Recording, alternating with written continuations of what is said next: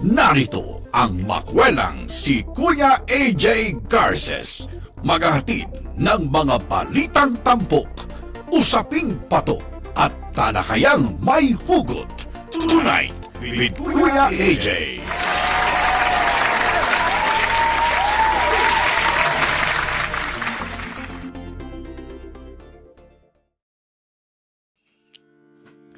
Good evening mga kababayan!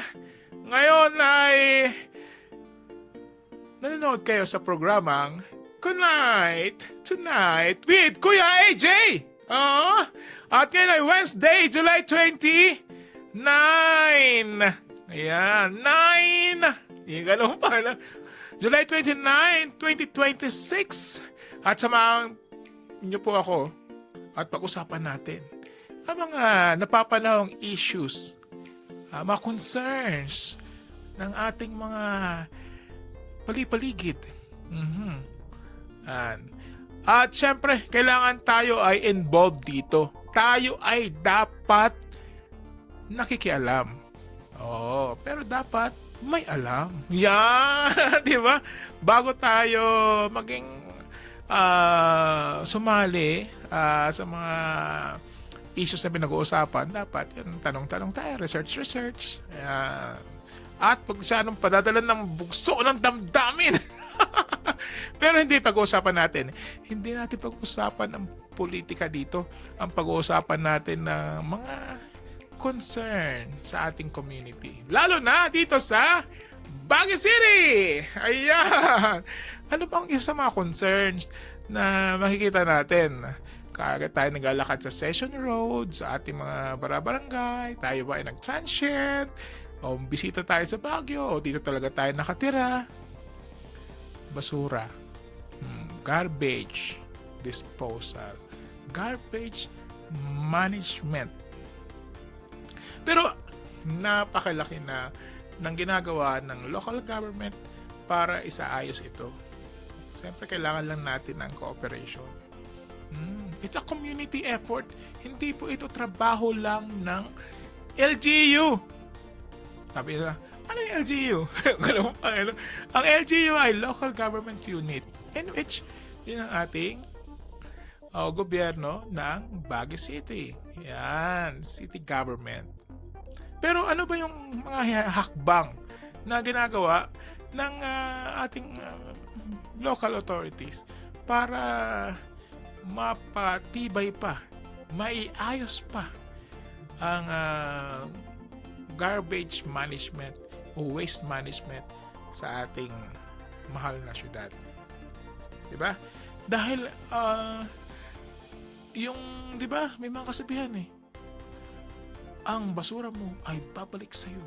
Diba? Ayaw natin yan. Kaya ang syudad po ay patuloy na lumalaban sa mga illegal dumping ng basura. Nakaraan lang diba dyan sa Marcos Highway? Ang tawag na iba dyan pag nag-waste ka, palispis. Diba? Marcos Highway. Dito po, within the vicinity of Baguio City. Kasi ang kapitbahay ng Baguio City ay Tuba, Benguet. Isa sa mga gandang town na kapitbahay ng Baguio ay Tuba, Benguet. Bakit ka? Galing Halonion, Marcos Highway. Napansin po ng local government na yung mga highways na, yung mga antayan, isa dito meron mga tawag dito, mga lay-by. Parang lay-by. Yan. Nakikita natin sa mga expressway. Di ba? Pwede kang tumabi doon. Pag medyo nasiraan ka, tabi ka muna doon. Yan. Meron din ng Marcos Highway. May mga ganong spaces din. Kaya lang, may mga nakapansin po ang City of Baguio na yung mga gumagamit ng space na yun, pag alis nila, nag-iiwan sila ng basura. Nag-iiwan ng basura. Minsan pa nga, ibang smell diba? Iba yung aroma na iniiwan nila sa lugar. Diba? Hindi maganda. Kaya nga nating kaya pinapatupad pa ng government, nasisitahin na yung mga sasakyan na tumipigil doon na tumatambay doon. Kaya bibigyan ng ticket. Hindi ticket sa bus, hindi ticket sa sine. Multa. May pagbumultahin na po natin, di ba? At siyempre, yan ay solid waste pa lang. O may mga nagdadampa ng sa ilog. Ang ilog na malapit sa Baguio ay Balele River. Mataas ang coliform. Alam bakit? May mga nagdadump ng basura nila diretso doon. Pati wastewater nila diretso sa ilog. Diba? Paano yung mga marine life? Paano yung future ng ating mga kabataan na pagdating ng panahon, wala na silang ilog makikita, maruming na, polluted na. May mga nagtatayo pa nga ng piggery sa tabi ng Balele River.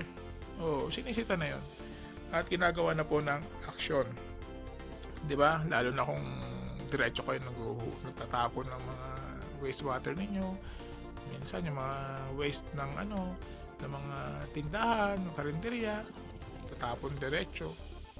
Bad yun. Bad yun. At syempre pinagbabawal na rin po ang paggamit ng single plastic. Di ba? Kasi nga puro plastic na lang tatapon, pagkatapos yung disposal, hindi naman nire-recycle. Dapat matuto tayong mag-recycle. Yung mga pwede nating i-reuse ng ilang beses, diba?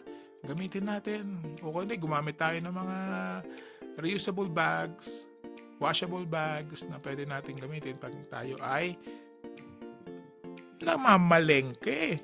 Diba? Kaya diba, kaya naman sa pagpupunta po kayo ng Baguio City, huwag kayong magugulat na talagang in-encourage na magdala ng mga eco bag. Malas nyo narinig yan. Pati yung mga nagbebenta sa ating public market ay eco bags na binibenta. Yan. Kaya kailangan nating makisama. O hindi lang yun, makiisa. Dahil sa nag-iisa itong ating syudad di ba? Isa yung syudad natin, tapos pag dumumi na dumumi, kawawa naman tayo. At dito rin po sa Baguio City merong ordinansa, ang ordinansa na Event Waste Management Ordinance of Baguio City. Yun ang pangalan ng ordinansa, Event Waste Management Ordinance of Baguio City, na nire-require ang mga event organizers na gumagamit ng government spaces. Ano yung mga government spaces? Ay, di yung mga plaza, mga park, public park. Ano ba yung public park sa Baguio City? Hulaan nyo nga. Kasama dyan ang Melvin Jones. Di ba? Nakatabi lang ng Burnham Park. Yan. Yung Harrison Road, meron dyan Melvin Jones, sunod dyan ay Burnham Park. Diba? Sa pagitan nila, andun yung Lake Drive. Diba? Na madalas ginagamit sa concerts. Ni-require na po ang mga organizers na mag-submit ng solid waste management scheme. Diba? Na magbigay sila para malaman nila kung paano maglagay ng mga trash bins at magkaroon rin ng mga marshals para maiayos yung pagtatapon. Kasi minsan, diba, pag walang ganun, kung saan saan, daming basura ikokolekta, hindi maayos, kalat, diba? Ang ayos ng public park. Tapos pag iiwan nyo parang naging basurahan, diba? Kaya nga magbabalik po ang programang Tonight with Kuya AJ pagkalipas lang po ng ilang paalala. Explore the natural wonders of the Cordilleras and Elucanja. Feel the breeze and beauty of the mountains. Be amazed with the various tourist destinations. Learn the history traditions, and culture. Hello mga kasamang adventurers and viewers! Ngayong araw ay makakasama ninyo kami sa isang exciting adventure. I know that Benguet has a lot of tourist spots to offer. Ako, mahilig mag-explore. Ako mahilig sa adventure. Tara! Dito lamang yan sa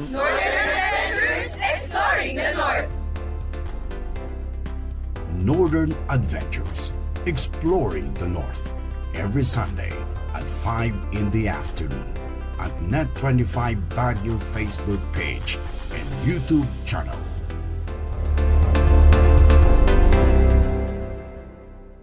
Ayan! Welcome back sa ating programang Tonight with Kuya AJ. Yeah, may ganun pa. Kuya AJ. Ayan. At alam mo bang, pinag-usapan po natin kanina pa tungkol sa basura. O waste management. Ano bang mga,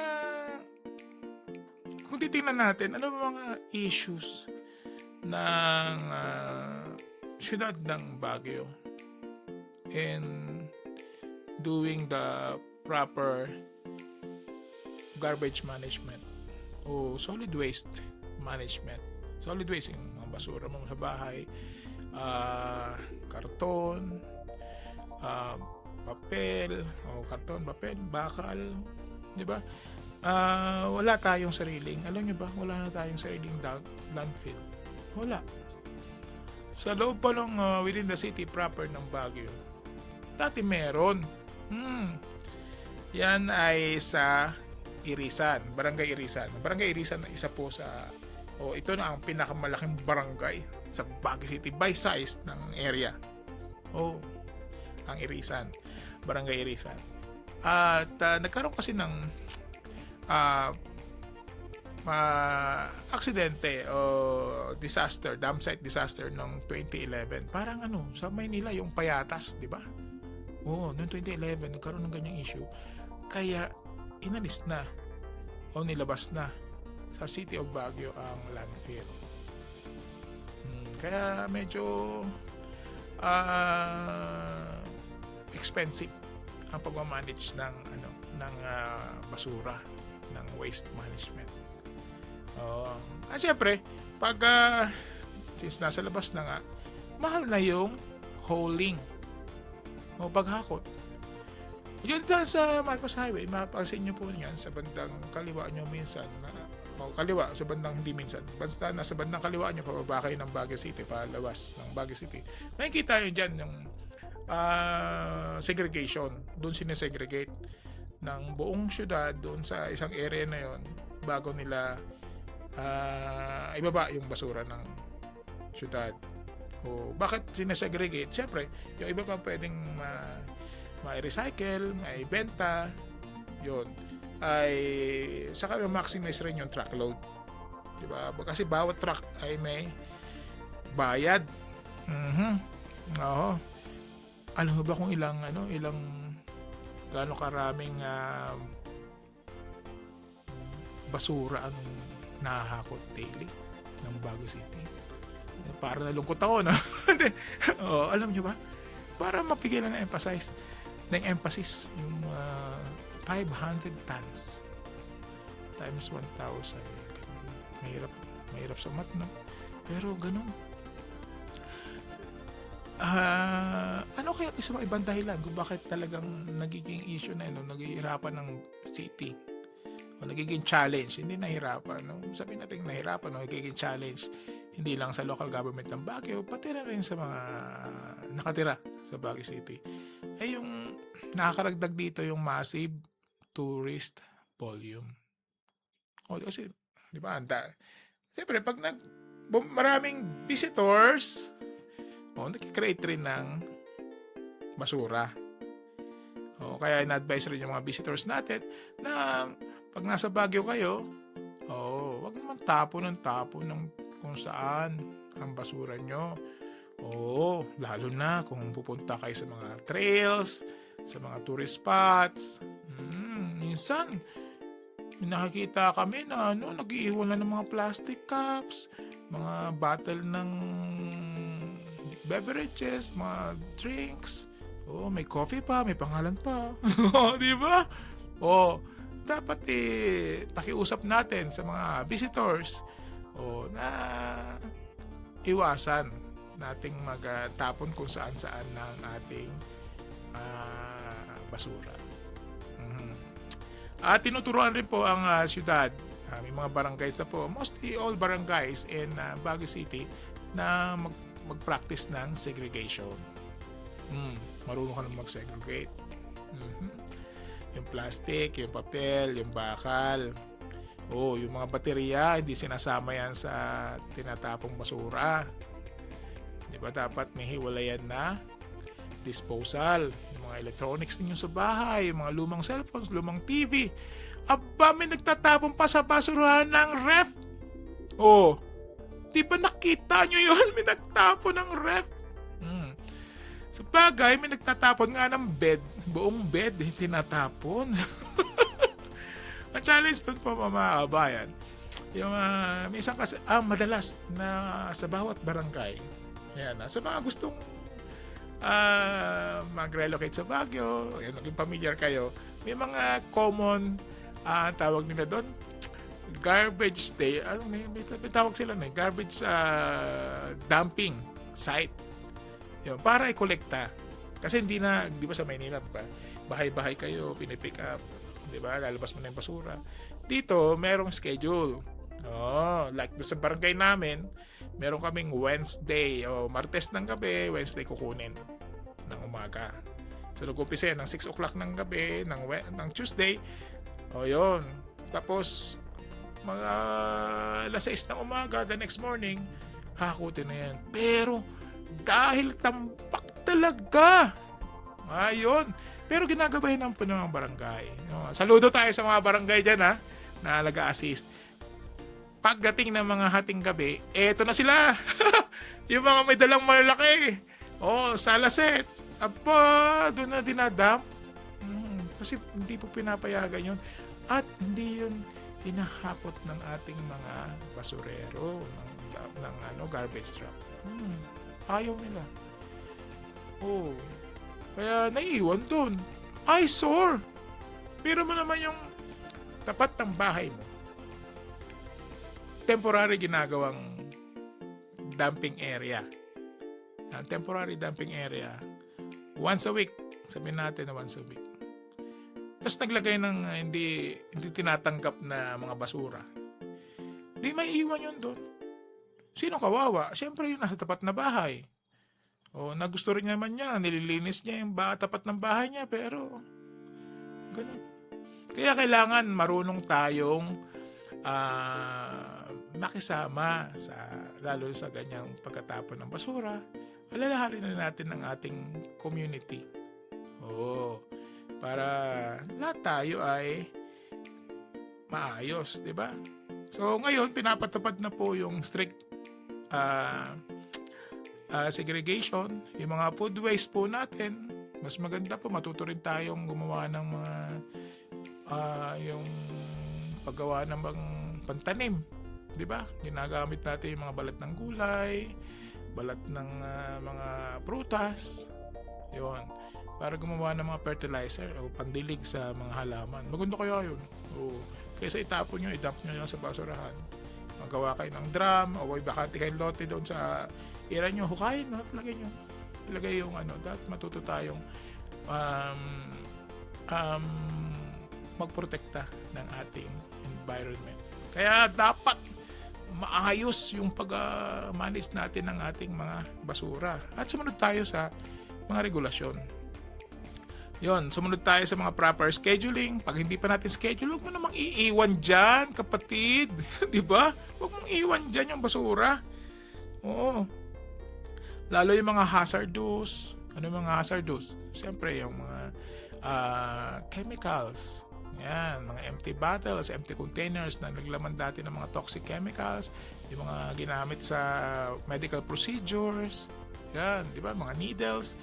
Kasi minsan pag nahawakan niya ng basurero natin, baka matusok sila o mahawa pa sila sa mga sakit, di ba? Dapat yung mga needles ilagay natin sa proper container, sa mga bote, ay sa mga yung mga plastic bottles, plus may takip para sure na sure hindi tayo perwisyo. Ayan. Marunong din tayo, kaya binabagit natin kanina, yung mga balat ng saging, balat ng mga gulay. Marunong tayo ng composting. Marami sa YouTube. Bakit mahirapan ka ba? Marami namang mga materials na para makatulong tayo na ma-lighten ang city's overall load ng garbage, ng solid waste. Yung makatulong tayo, bis na itatapon mo sa basurahan, isasama mo dun sa mga sa itatapong basura, o di nakatulong ka pa, nakabawas ka. Di ba? Nagkaroon ka ng bahagi. So, kailangan nating matuto ng reuse. Di ba? O, marunong tayo mag-reuse. Hindi tayo tapon-tapon lang kung isipin natin na siyempre, for every demand natin ng bagong materyales, yung mga pabrika gagawa uli, mag-produce uli, so dadami ang basura. Kung marunong tayo mag-reuse, marunong tayo mag-manage, marunong tayo mag-composting, marunong tayo ng urban gardening. Yung mga bote ng mga mineral water, yung mga lumang bote ng mga containers na pwedeng taniman, kundi i-recycle, gawin nating mga containers na lagyan ng mga gamit, ay napakaganda po ito. At hindi lang yan, matuturuan nyo pa yung ating mga anak, nakikita kayo na, di ba, marunong kayo mag-recycle, pwede nyo parang gawing bonding moments nyo, di ba, na anak, magtatanim tayo sa weekend, di ba? Tapos nakikita nyo na dumadami na yung yung mga gulay ninyo, mga pechay, tumutubo na yung mga kamatis na tinanim nyo, yung okra, yung talong, di ba? Sila rin, pagdating ng panahon, ay gagayahin ka rin. Kung nakikita kang nagsisegregate, gagayahin ka rin yung mga anak. At, di ba sinasabi natin, yung mga small na basura, huwag na nating ilagay sa mga, iuwi nyo muna sa inyong tahanan na doon nyo ilagay. Diba? Para wala na yung tendency na dahil maliit yung basura, mga balat ng candy, tatapon lang yan sa tabi. O di, dagdag na naman yan.